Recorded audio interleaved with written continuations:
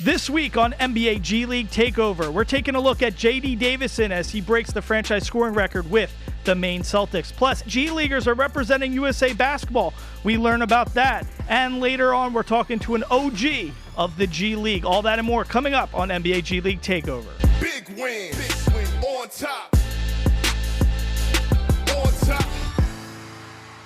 Welcome, everybody, to NBA G League Takeover. Mike Davis here with Gianna Hearn. Gianna, a lot to break down around the G. We're going to start with around the G. Let's start with the guy who's killing it when it comes to the Maine Celtics, a stud from Alabama, J.D. Davison. I mean, he's kind of like, my name's Mike Davis. I wish it was Davison, but I'm going to say we're brothers. Listen, this guy just broke the franchise scoring record for the Maine Celtics. He's been doing it night in, night out. Gianna, tell us what makes this guy so special. I mean, he's uber athletic. He's only 22 years old, and he's considered a veteran on this team. I mean, you have someone like Baylor Shireman coming on to this team, an older rookie, but they view him as a vet, JD. But JD is also coming off an NBA championship with the Boston Celtics. I mean, as a two-way, you don't get to play with them, but he's entering his third year, just smashing it. In the first two games in the G League season, he had 61 points right off the bat, and I think he needed like 66 to get the scoring title, which he didn't even know going into the season. He actually was saying, I didn't know anything about the title, just wanted to come out and do my job. And I think he did it on a free throw. The crazy thing is he played 18 games in his first season, 16 in the second, and 4 games this season. So in 38 games, he's already the franchise leading scorer for the Maine Celtics. He's also the all-time leader in assists. So he's really doing it. You know, he's not just dropping buckets, he's also helping out his teammates. And have you seen, I don't want to make this sound, but his physique, he really takes care of his body. I mean, this is something that if you're going to be a professional in the NBA, they want to see that you can change each year. Your body's looking leaner. Maybe you're putting on muscle depending on what position you're in. But J.D. Davison has come into year 3 saying that he's wanting to get a full-time spot in the NBA, and he's trying to do everything he can, making sure he's up to date on everything physically, make sure he comes in as a leader, even though he said he still wants to learn from other people. I mean, he just has his mindset right this year. He looks good. He's playing good. It's a lot of good stuff coming out of Boston. I want to ask you this before we move on to the next topic. Do you see, I mean, listen, Gianna, you know the G better than anybody. Do you see from the trickle-down effect, franchises, organizations like the Celtics, they've been a top-tier organization for my entire lifetime, pretty much. They win the NBA championship. Does it make sense that teams succeed in the NBA and they also have these G League franchises that are playing so well and have such top-tier talent and guys killing it at the G League level? Yeah, and definitely in the last several years, because now that there's a one-to-one affiliation with every team, their NBA and the G League, they have the same plays sometimes. They have a lot of the same language. They want it to be seamless when the players come from the G League up to the NBA. So it makes sense that there's that symmetry that you're talking about. So there's a lot of cohesiveness between the NBA and the G League and those organizations and their structures. So I like seeing that. Okay. Especially, let me add, if you look at Miami, you got to look at Miami and Sioux Falls Skyforce. I mean, they're just top tier when it comes to that. And that's another, I mean, we all know Pat Riley, his influence and everything that they do in Miami as well. Another top tier organization. Let's move on to a guy who we love and we know very well, Modest Buzelis. Obviously played with the Ignite here last season. Now he's a rookie playing with the Chicago Bulls. You know, he's a guy, when he gets time in the NBA, he hasn't actually played that bad. He looks pretty good. The problem is he's only clocked double-digit minutes 3 times this season in his 12 NBA games of play. He was even shooting well from beyond the arc, 3 for 3 from downtown versus the top first place Cavaliers, but then he got sent down to the G League, Gianna, and in his debut with the G League, I mean, 24 points, 10 boards, 2 assists, 20 years old. Tell us all about Modest and what's going on there. Why do you think they sent him down to the G? Well, this is expected. I mean, Modest is someone that needs to put more weight on his frame. He needs to get a lot of minutes to get the experience and reps. I mean, he did have reps, obviously, when he played with Team Ignite in the G, but he still needs more. As we're seeing, when he plays in the NBA, when he plays for the Bulls, does he affect the game as much as they want him to? No, but he just doesn't have the reps. He's young. He needs this. So this is expected for him to come down. But it's also expected when he does come to the G League that he needs to have big performances like this. You can't be a top NBA draft pick and then come to the G League and not perform. You know, that an organization would be like, hey, come on. So I think Modest is doing his job. He's doing what he can when he's up with a big team. And when he comes to the G League, we've seen one performance. His team did lose in overtime. Yes. But he still made a statement. Okay, so he's making a statement. He's doing his thing in the G. When he's sent down after, 12 games of play as a rookie and all that stuff, you think a lot of that is coming more so, and it might be a case-by-case basis, but you think it's coming more from like a Billy Donovan, the head coach, or is it coming more from GMs and that kind of stuff? I think those two things are one and the same, to be honest. I think they're pretty closely tied. But Billy Donovan probably, I would think, has more of a say. I mean, he knows how he wants to use his roster. He knows how, game by game, the matchups. Yeah. So I think he also knows the traveling schedule. There's a lot that goes into thinking about when you assign a player or if you have a two-way player come up and down. In Modest's case, an assignment player. There's a lot that goes into thinking. So I would assume the head coach's job. Yeah. And last thing on this, do you think, a guy like that who's struggling to find time in his rookie season, not clocking double-digit minutes, he comes down to the G League, gets that game under his belt, and he almost has, 24 points, 10 boards, 2 assists. Does that get his confidence going, right? That's a good thing just from a confidence standpoint that he can parlay when he goes back up to the NBA, right? Yeah, obviously. Modest, I think he would be disappointed in himself. We have both interviewed him and know him well. He's very confident, and I wouldn't say cocky, but he knows what he can do, and he thinks he's the best. Yeah. So I think he would be disappointed had he had not had a great showing in the G League, so that when he does go back up to the NBA team, he can say, I did what I should, and I'm ready to do it here as well. I don't think he lacks any confidence when he gets on an NBA court. I really just think this is a reps thing. Yeah. I think we'll see much more from Modest in the NBA. He's got it all. It's just a small sample size, still early in his rookie season. Let's move on, though. Last thing here and around the G, we got to talk about the Iowa Wolves. So since 2015-2016 season, for the first time, the Iowa Wolves went 4-0 to kick off the year. They've been looking good. One guy we are going to be talking to in a little bit, Daishen Nix, been playing well for them. Leonard Miller as well. They just fell the other night. They got their first loss to the Indiana Mad Ants, 103-112. But Leonard Miller, this guy, 34 points, 15 boards, 2 blocks, 1 point shy of his career high. We got a minute here left, G. But Leonard Miller, double-double every game. Iowa Wolves look good at 4-1. They look really good, and they're going to look even better. They actually have a new assignment player, 27th pick from the NBA draft, Terrence Shannon Jarp. Oh, yeah. Terrence Shannon Jr. He is coming to the G League as well. We just found that out today. So the Iowa Wolves, they're just stacked. And anybody who's played with Leonard Miller, every teammate, every coach has spoken about how smart he is and how good of a player he is. And he just continues to dominate. For me, I'm wondering when we're not going to see Leonard in the G League. Wow. Okay, so Leonard, Daishen Nix, they got that 1-2 punch going there with the Iowa Wolves. A lot of great stuff happening there. When we come back after a short break, Gianna got to speak with Daishen Nix. We're going to be learning more about this young man and all the great stuff he's doing down in the G League coming up after the break.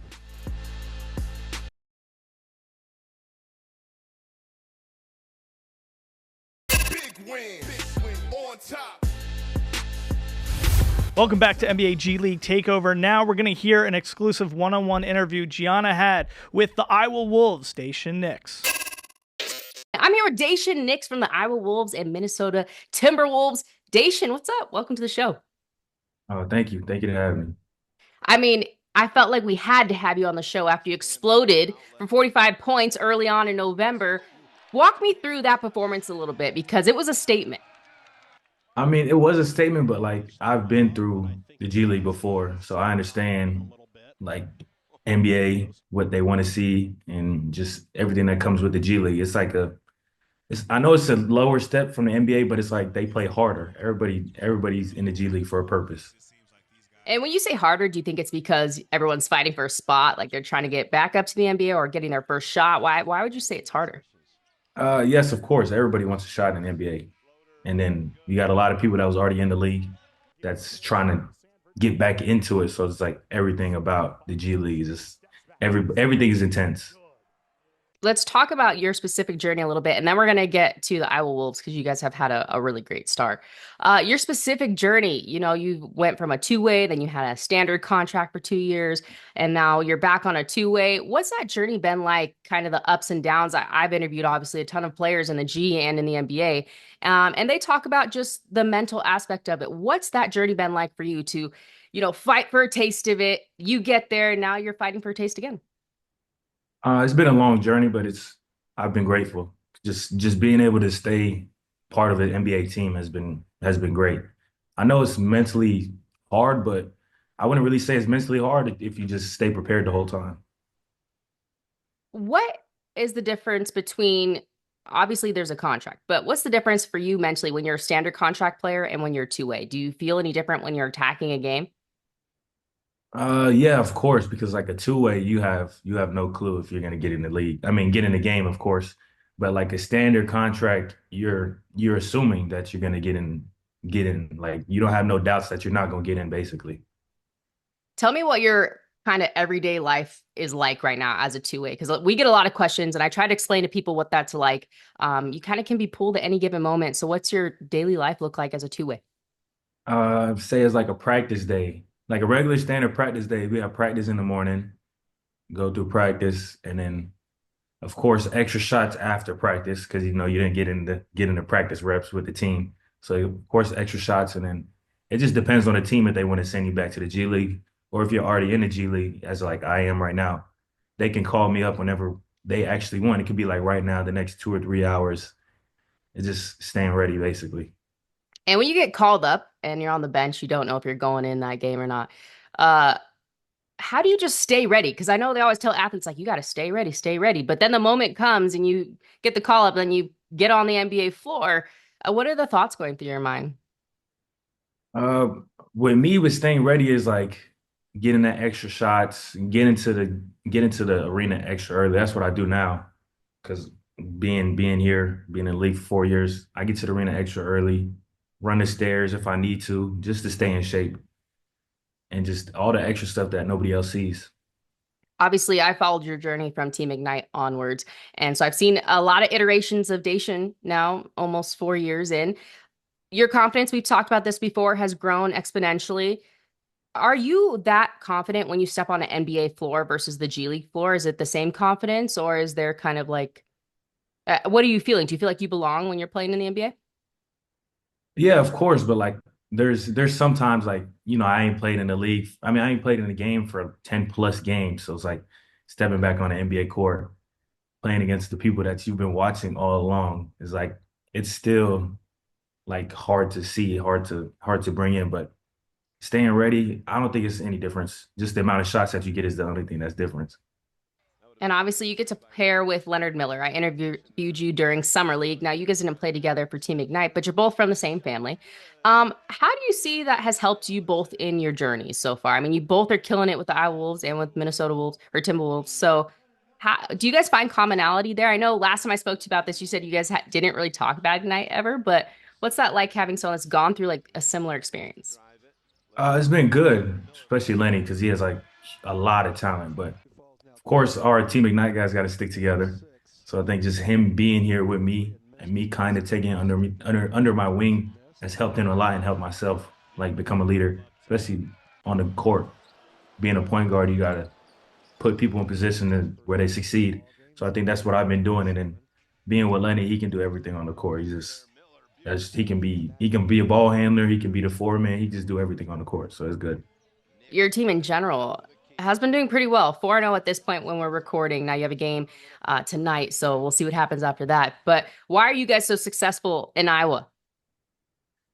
Uh, I think there's a lot of things. We all like each other. I think that's just the biggest thing, especially being with teams, G League teams, because everybody fighting for a spot.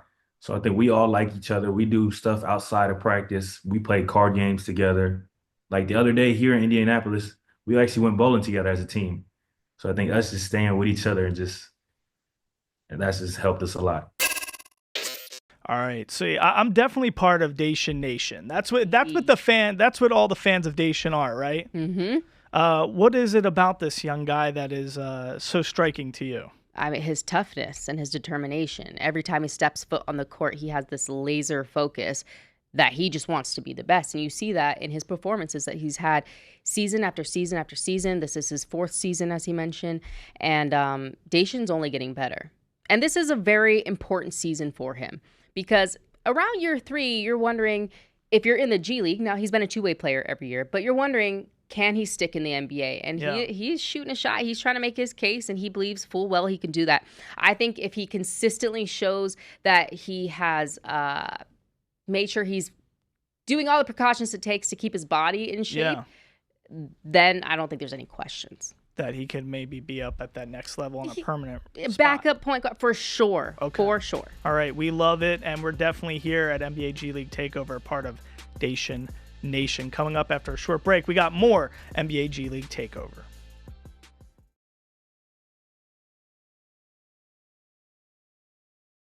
Big win on top. Welcome back to NBA G League Takeover, where we're still reminded of that great Paris gold medal showing from USA Basketball. Steph Curry coming out, showing out, all that great stuff. But 8 G Leaguers are actually going to be representing USA Basketball at the upcoming FIBA AmeriCup qualifying window for the national team selection. So we got 8 guys from the G League. One of those guys is your good friend. You were just texting with him before the show, David Stockton. Tell us a little bit about what is going on with all of that. Well, David Stockton holds a USAB, let me make sure I get this right, career record for most games and assists in USAB World Cup qualifying. I mean, this just shows you how much USAB basketball he's played. He is a staple piece for the country when it comes to something like this. And I was just asking, because they're in training camp right now, why do you keep doing this? I mean, I don't want to say my good friend is old or anything like that, but he plays year-round basketball. How many kids did you say he has? I think he has 5 now. But he said, quote, "I keep doing it because I love this country, and it's the greatest honor you can have as a player in our profession." So he takes this very seriously. He won't miss a window. If he's invited, he's playing. But also, he can still play. And these are very important windows because you qualify and you win in AmeriCup so that you can get into the World Cup, so that you can play in the Olympics. So without these G League players like David Stockton, America is not making it to the Olympics because the stars, they're playing in the NBA season right now. They don't have time to leave. So we're going to be diving deeper into this whole conversation next time on NBA G League Takeover as well when we're in the studio. But David Stockton, he's got that USA Basketball in his blood. Obviously, his dad, John Stockton, member of the 92 Dream Team. So he knows everything about USA Basketball and what it means to represent for this country. Real quickly, G, before we go to the break, so 8 G League guys playing for USA Basketball. How many G Leaguers in total? 22 G Leaguers in total. So Brad Jones with the G League, he gave me that figure this morning. And we have Babacar Sane, former Ignite player. He's going to be playing for Senegal. So keep an eye out. On the 22nd and 25th is when the U.S. plays. All right. Good stuff there. We'll be right back with G of the Week up next.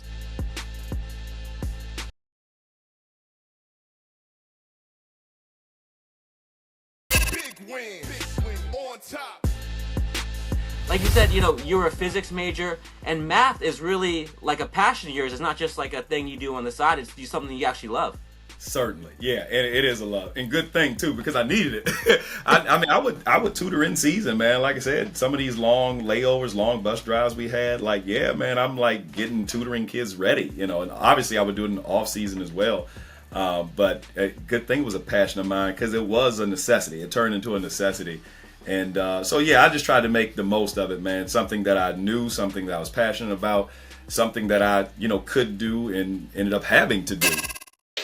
All right, welcome back to NBA G League Takeover. Mike Davis, Gianna Hearn. So, Gianna, one of the GOATs of the D League, the G League, played for the developmental league originally, is Andre Ingram. We all remember when he came up to play for the LA Lakers, that rookie game. He scored 19 points, I think, in his initial debut. He was like 32 years old. He became like the second oldest rookie ever as an American to play in the NBA. So it was very interesting stuff. But coming out of that interview he did with our good friend Jeff Key from Certified G's, you start learning about the nuances of being a G League player, especially in his heyday. When he entered in 2007, the initial starting salary was $13,000. It was like a little under $14,000. Yeah, I recognize that well. My husband also played during those years, so I've heard about that. So now it's like around $45,000, $43,000.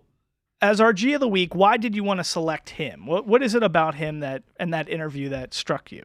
I mean, what is it not about him? Andre Ingram is the G League. I mean, he is the GOAT of this league.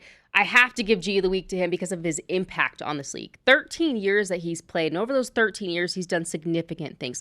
Not only has he won three-point contests twice, once against Jimmer Fredette. Wow. Okay, he is the leading three-point shooter of the league. He's made, I'm trying to look at this, I have it written down somewhere, like 800 and something threes. The second closest person to him is 200 threes behind him. Right. I mean, Andre Ingram has done so much, but he's helped players like Mac McClung. Mac has said, thank God he played at South Bay when he first did as a rookie because he had him in his pocket to kind of show him the ropes, tell him about the grind. Who else knows it more than someone that's played 13 years? And he's a guy who's also the president of the Players Union. He's an all-around good dude.